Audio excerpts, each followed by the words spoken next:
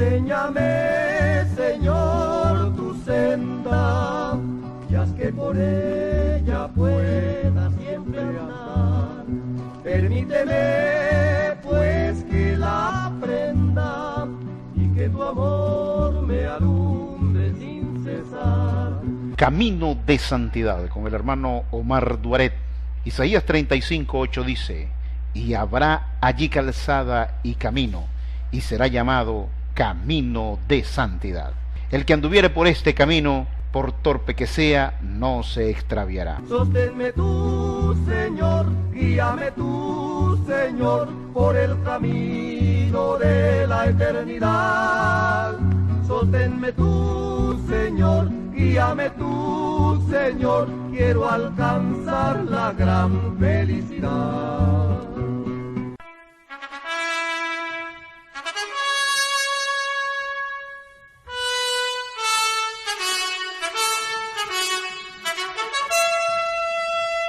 La Biblia dice en Isaías capítulo 32, verso 5, de la siguiente manera: el ruin nunca más será llamado generoso, ni el tramposo será llamado espléndido. Es una profecía que anhelo ver cumplir a cabalidad.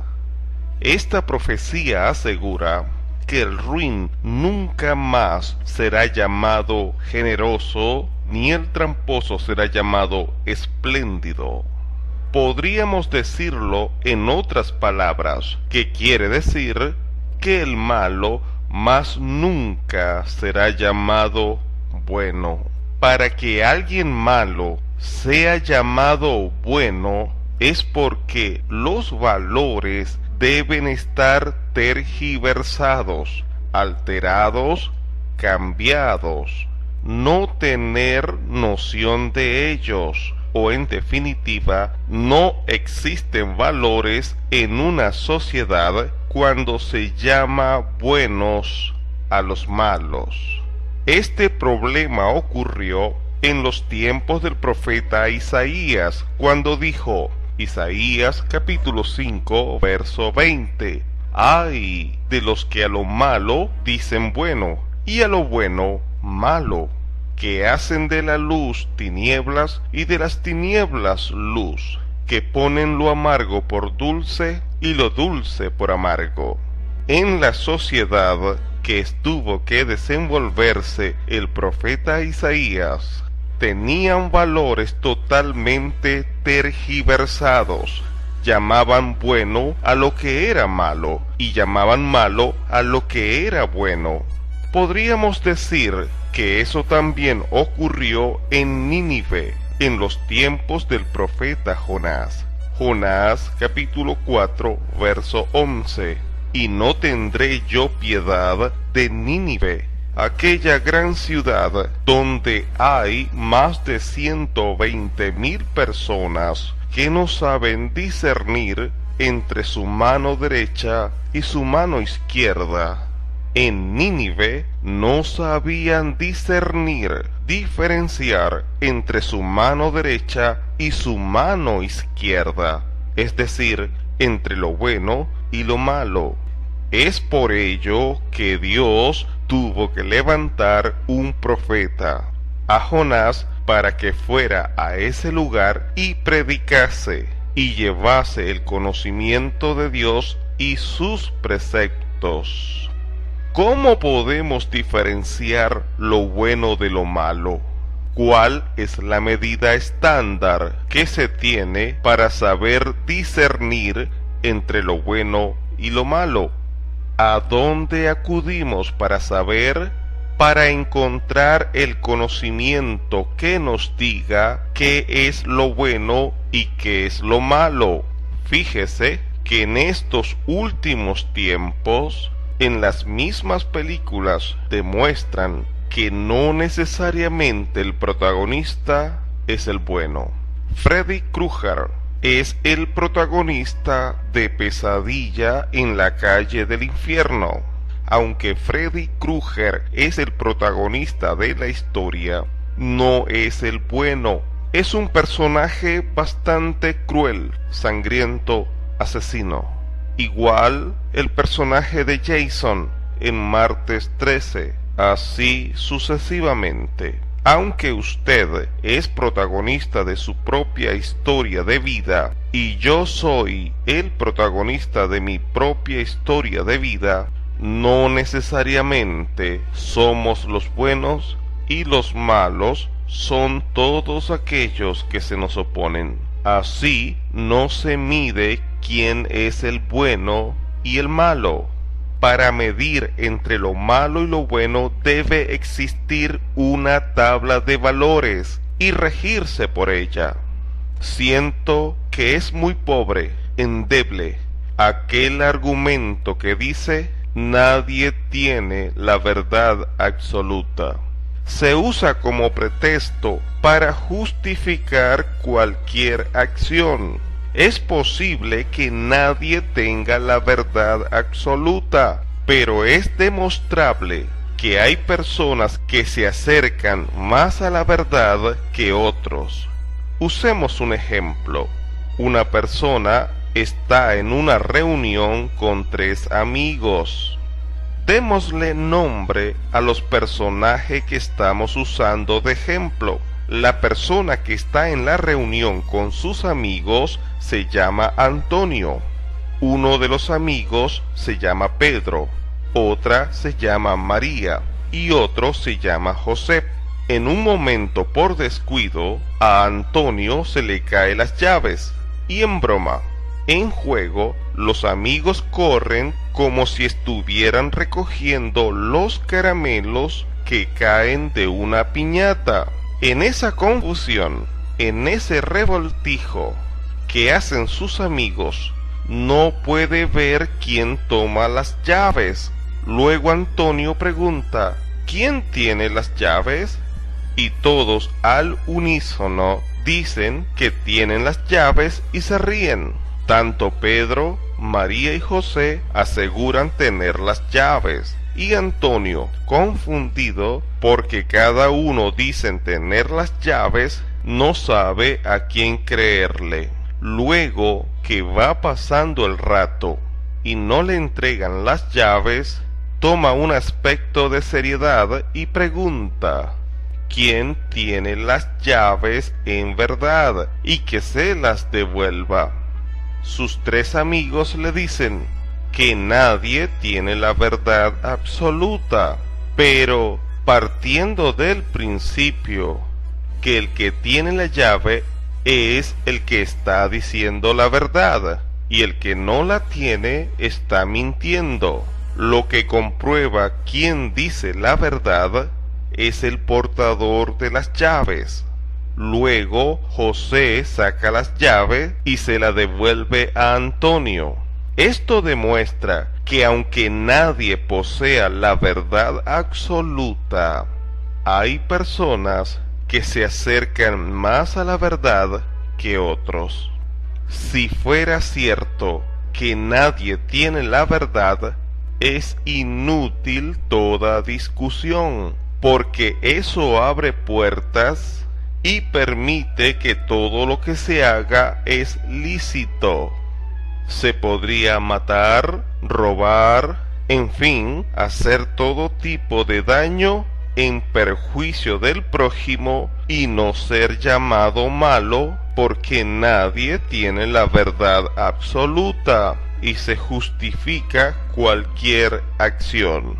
Entonces, cada quien tiene su verdad para justificarse. En una percepción como esta, se acredita todo. Entonces está de más la razón, el sentido común. Tanto en Israel en el tiempo del profeta Isaías como Nínive en tiempos del profeta Jonás reinaba la anarquía, la injusticia, donde el desorden provocaba toda clase de desigualdades y las sociedades envueltas en violencia, muerte, robo, en fin, se hace imposible una vida digna en tales situaciones. considero que es necesario, mejor dicho, imprescindible, tener una tabla de valores en la cual regirse y medir quién es el justo y quién es el injusto. Nuestra conducta debe ser examinada por normas estipuladas para el bien de la sociedad, y aquel que las transgreda, ese es el malo. Ejemplo de ello, las naciones tienen unas reglas definidas por la sociedad para el bien de todos, y se plasma por escrito y se hacen ley. Ella es la Constitución Nacional. El que no la cumpla, ese es el malo, mientras que las leyes no sean injustas, claro está. Salmo 94:20. Se juntará contigo el trono de iniquidades que hace agravio bajo forma de ley. Isaías 10:1 y 2. ¡Ay de los que dictan leyes injustas y prescriben tiranía, para apartar del juicio a los pobres y para quitar el derecho a los afligidos de mi pueblo, para despojar a las viudas y robar a los huérfanos! Pero si las leyes son justas, donde se garantiza la igualdad en derechos y deberes a todos los ciudadanos, quien la transgreda es el malo. Quien no las cumpla se le llama transgresor, y toda transgresión debe ser corregida. Para los cristianos tenemos una constitución por excelencia, la Biblia, la Sagradas Escrituras, tan perfecta que dice que amemos a nuestro prójimo como a nosotros mismos. En ello se resume todo. Quien ama a su prójimo como a sí mismo no puede causarle ningún tipo de mal. Mateo 7:12. Así que todas las cosas que queráis que los hombres hagan con vosotros, así también haced vosotros con ellos, porque esto es la ley y los profetas. Romanos 13:8 al 10. No debáis a nadie nada, sino el amaros unos a otros, porque el que ama al prójimo ha cumplido la ley. Porque no adulterarás, no matarás, no hurtarás, no dirás falso testimonio, no codiciarás, y cualquier otro mandamiento en esta sentencia se resume: amarás a tu prójimo como a ti mismo. El amor no hace mal al prójimo, así que el cumplimiento de la ley es el amor. Gálatas 5:14. Porque toda la ley en esta sola palabra se cumple: amarás a tu prójimo como a ti mismo. En el Evangelio de Mateo dice: todas las cosas que queráis que los hombres hagan con vosotros, así también haced vosotros con ellos, porque esto es la ley y los profetas. ¿Qué queremos que los hombres hagan por nosotros? No queremos que nos hagan daño, queremos el mejor trato posible, con la deferencia debida, pues de esa misma forma debemos tratar a nuestros semejantes. Si no hay tabla de valores como las leyes o decálogo para medir la conducta, no se puede diferenciar entre el justo y el injusto. Yo no soy el bueno por ser yo, ni usted es el bueno por ser usted. El bueno y el malo se reconoce por sus obras. Pero, ¿qué obras? Las acciones que realizamos, evaluadas desde esa tabla de valores establecidas en la sociedad, deben ser las indicadas para medir la conducta de cada ser humano. están tan alterados o cambiados los valores que en estos últimos tiempos, en algunos casos, se mide el bueno y el malo por ideología. Por ejemplo, en la política, el que pertenece a la derecha piensa que el malo es el de la izquierda, y el que pertenece a la izquierda piensa que el malo es el de la derecha. No miden sus hechos o acciones, sino que son juzgados por ideologías.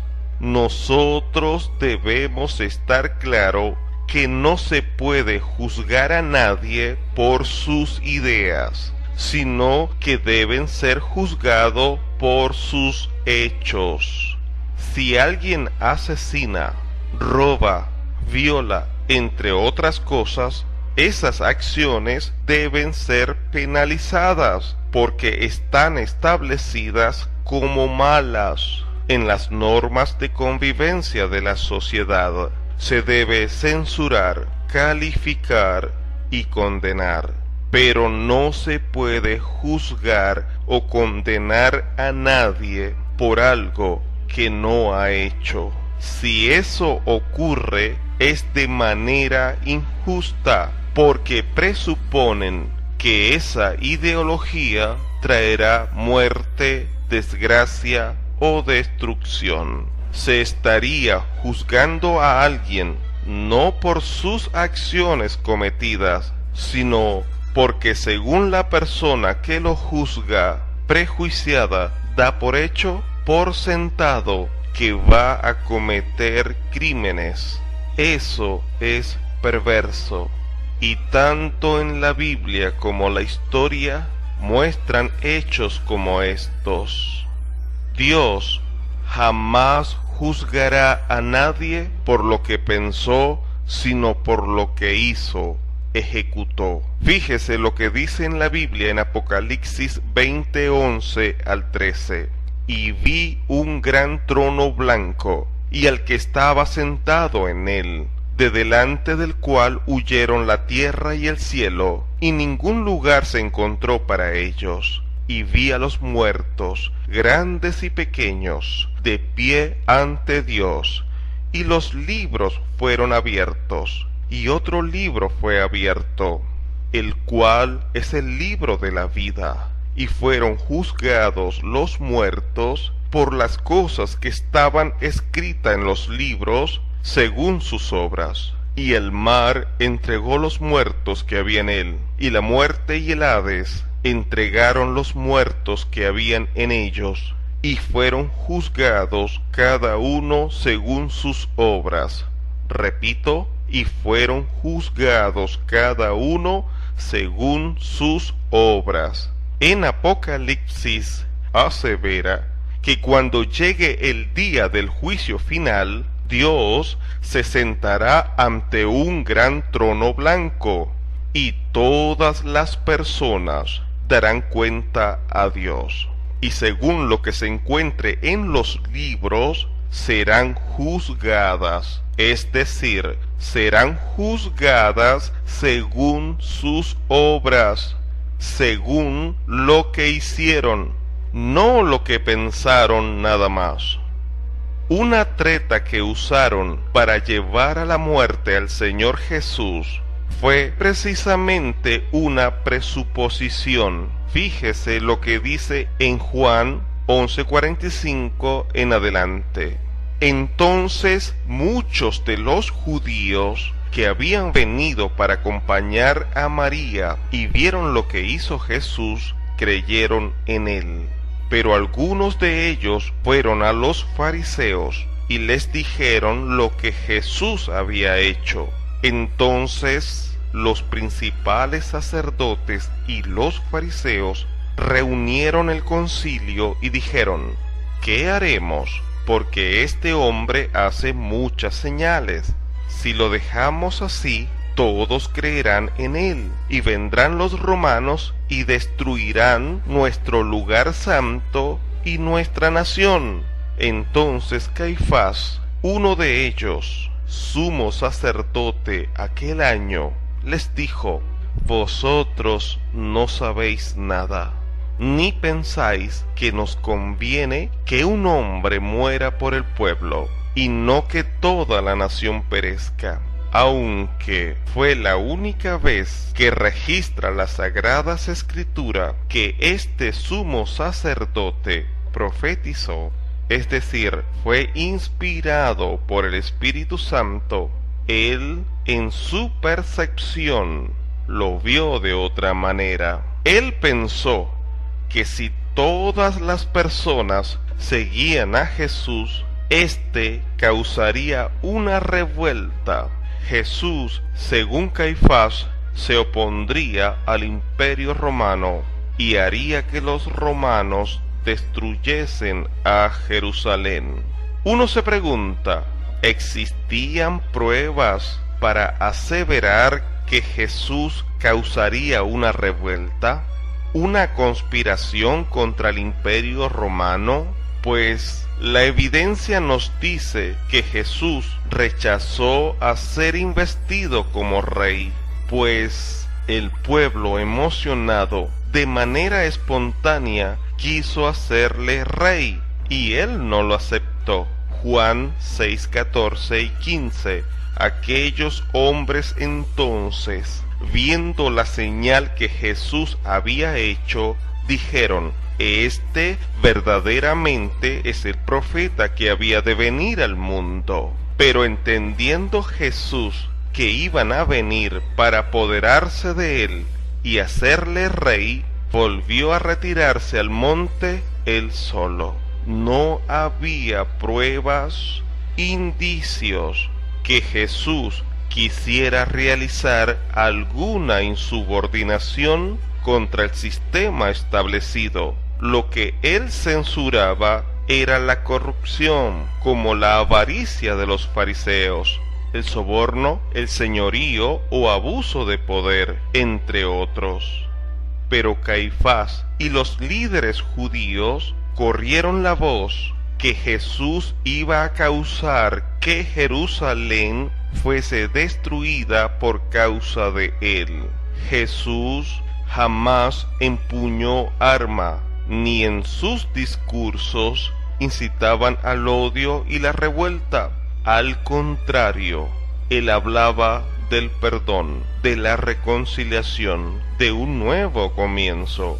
Cuando le preguntaron si era lícito dar tributo a César, él pudo bien haber dicho que no era lícito.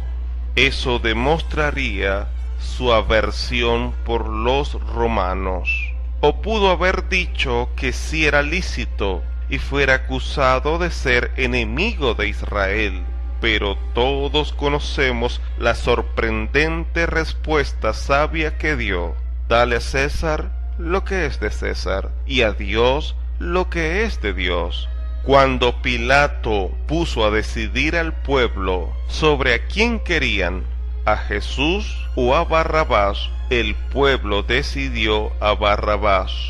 Las evidencias demostraban que Barrabás era un asesino, y nada demostraba que todo aquello con que fue acusado el Señor Jesús fuese cierto. Pero el temor del pueblo, pensando que por causa de él fuese destruido Jerusalén, prefirieron al homicida y aborrecieron al justo. Jesús fue considerado como un hombre ruin, perverso, y Barrabás, un homicida, fue preferido antes que Jesús. Jesús fue sentenciado por un crimen que presupusieron que ocurriría en el futuro. Eso es totalmente injusto. Quisiera leer todo el contexto de Isaías 32:5. Preste atención.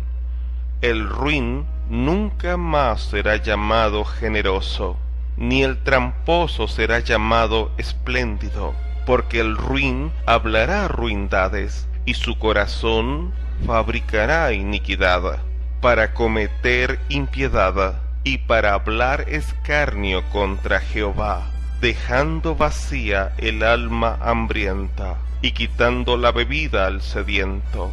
Las armas del tramposo son malas, trama intrigas inicuas para enredar a los simples con palabras mentirosas y para hablar en juicio contra el pobre. En el contexto de Isaías nos dice que el ruin hablará ruindades, que sus armas son trampas. El hombre malo trama intrigas inicuas para enredar a los simples con palabras mentirosas y para hablar en juicio contra el pobre. Esto me recuerda lo que dijo el Señor Jesús en Lucas 16:8. Y alabó el amo al mayordomo malo por haber hecho sagazmente, porque los hijos de este siglo son más sagaces en el trato con sus semejantes que los hijos de luz. El Señor Jesús dijo que los hijos de este siglo, los hombres impíos, son más sagaces en el trato con sus semejantes que los hijos de luz. Eso fue precisamente lo que se ha hecho a través de la historia. Un ejemplo de ello que podemos tomar es la época del indio apache Chiricahua Jerónimo. Se pagaba $100 por matar a un indio adulto, $50 por matar una india y $25 por matar a un niño indio. Ahora reflexionemos sobre esto. Una persona, para ser considerada transgresora, mala, según las leyes terrenales, es aquella que comete una infracción. Igualmente, Dios juzga por las obras, los hechos, no por lo que se piensa hacer. ¿Qué transgresión o delito había cometido un niño indio para ser asesinado? ¿Qué delito había cometido el niño indio o la mujer india? Y aún el hombre indio no tenía derecho a ser juzgado antes, pero como los hijos de este siglo son más sagaces en el trato con su semejante, levantaron el rumor que los indios eran malvados, eran salvajes indómitos, que la única solución era matarlos. La gente, atemorizada por el rumor levantado, aprobaban esa injusticia. Se les consideraba bienhechores, guardianes de la paz, a los que exterminaron a los indios. Se les llamaron buenos a los ruines. Es por ello que necesito repetir la profecía que dice en Isaías 32:5. El ruin nunca más será llamado generoso, ni el tramposo será llamado espléndido. Cuando el hombre malo es considerado bueno, no puede ser sino por la ausencia de valores en la humanidad. En el año 1858, las tropas militares asesinaron a la esposa, a los 3 hijos y a la madre de Jerónimo, lo que provocó que Jerónimo se aliara con Cochise, jefe de los apaches Chiricahua, y emprendiera una guerra en retaliación. En la oscura Edad Media, culpaban de cualquier evento natural a unas mujeres. Si ocurría un temblor, un terremoto, una peste, una tormenta, cualquier cosa, eran ellas las señaladas como culpables y había que matarlas. Muchas de ellas eran cristianas, que en su fe creían lo que dijo el Señor Jesús en Marcos 16, versos 17 y 18. Y estas señales seguirán a los que creen. En mi nombre echarán fuera demonios, hablarán nuevas lenguas, tomarán en las manos serpiente, y si bebieren cosa mortífera no les hará daño. Sobre los enfermos pondrán sus manos y sanarán. Estas mujeres sufrieron torturas inhumanas. En algunos casos, amarraron sus manos a 2 postes separados y desnudaron su torso y le cortaron sus pechos y morían desangradas. Otras fueron quemadas vivas en la hoguera, pero ellas, según sus agresores y el pueblo ignorante, eran las malas. Los buenos, según ellos, eran los que la mataban, y las malas eran ellas. Eran culpadas infundadamente en crímenes que jamás cometieron. Los buenos fueron los asesinos, según su percepción, y esas mujeres eran las malas, las cuales estaban desamparadas y afligidas. Así han hecho a través de la historia los hijos de este siglo, destruir a sus enemigos a través de la infamia y exaltarse ellos como buenos. En la época de Jerónimo decían: el indio bueno es el indio muerto. Pero, pregunto, ¿no es el malo el que comete infracción a lo reglamentado por convenio en una sociedad? Es decir, la Constitución Nacional. Los indios eran malos simplemente por ser indio, no por cometer crímenes. El indio que cometiera infracción, delinquiera, ese era el malo. Se cometía la falacia de la generalización precipitada. Se juzgaban a todos por igual y se les condenaba a la muerte o al desprecio general. Nadie puede ser catalogado malo por pertenecer a una raza, una religión, una condición social o ideología política. Nadie puede ser considerado ser malo y ser juzgado por ideas. Eso es perverso, y es la forma que lo hacen los hijos de este siglo, como lo llama la Biblia. Hombres injustos, que para vencer o destruir a sus enemigos levantan infamias, y luego ellos son los que cometen todo tipo de infracción. Cometen homicidios, persecución, vejaciones, torturas, pero los malos para ellos son aquellos que se le oponen, aunque los que se le oponen estén dentro de lo legalmente establecidos. Expresiones que han pasado a la historia, como el indio bueno es el indio muerto, o el comunista bueno es el comunista muerto, ha servido como pretexto para justificar el asesinar personas sin encontrarle algún delito verdadero que condena la ley. Son considerados malos, perversos, solo por el hecho de tener una ideología política. Nadie, absolutamente nadie, debe ser juzgado por lo que piensa, sino por lo que hace. Imagine si alguien dice: el capitalista bueno es el capitalista muerto. Pero si un capitalista no ha cometido ningún delito, infracción que condena la ley, pero es asesinado por creer en el capitalismo, pregunto, ¿no es perverso? ¿Cómo puede ser llamado o considerado alguien malo por tener una ideología política o religiosa o por ser de una raza en específico? Eso solo triunfa cuando una sociedad carece de valores realmente cristianos. Llaman a lo bueno malo y a lo malo bueno. Si una persona es acusada y no ha cometido ningún tipo de crimen, solo se le juzga por tener una ideología y es condenada por su idea, son los que lo sentencian los malos. Yo confío en lo que dice en Mateo 5:6. Bienaventurados los que tienen hambre y sed de justicia, porque ellos serán saciados.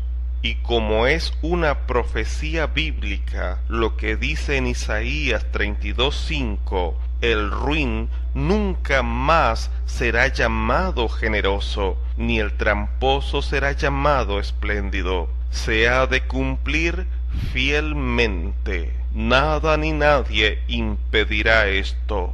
El malo es por sus hechos, no por sus pensamientos o ideologías.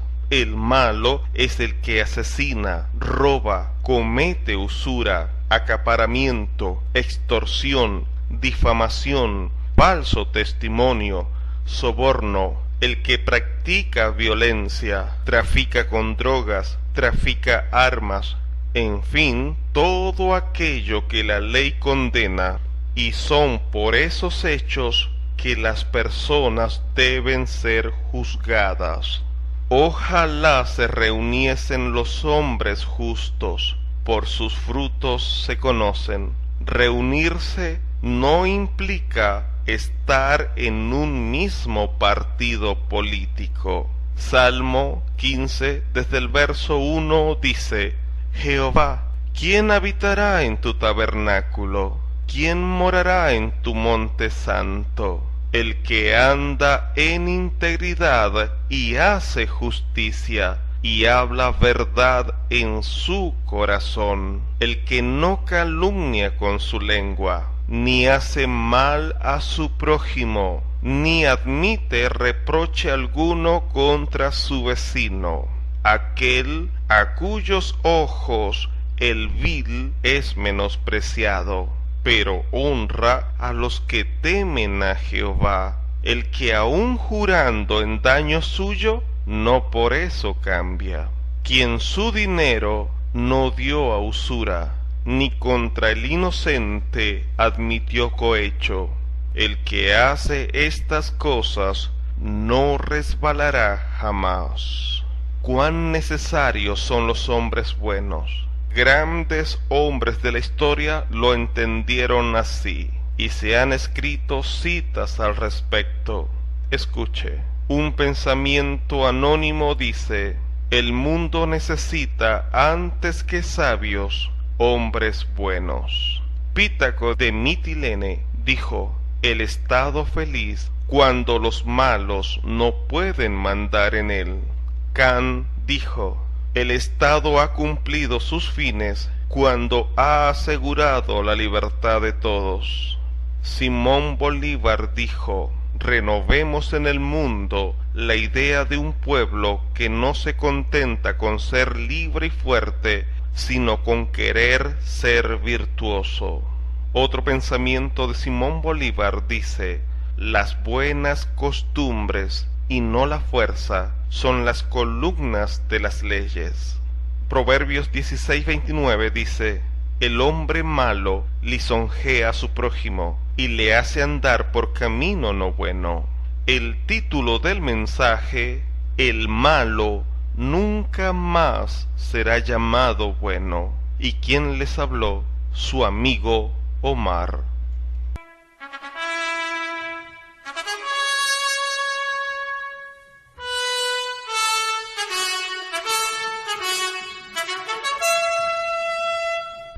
Si usted desea comunicarme una inquietud o extenderme un saludo, puede hacerlo a mi dirección electrónica omarduaret@gmail.com.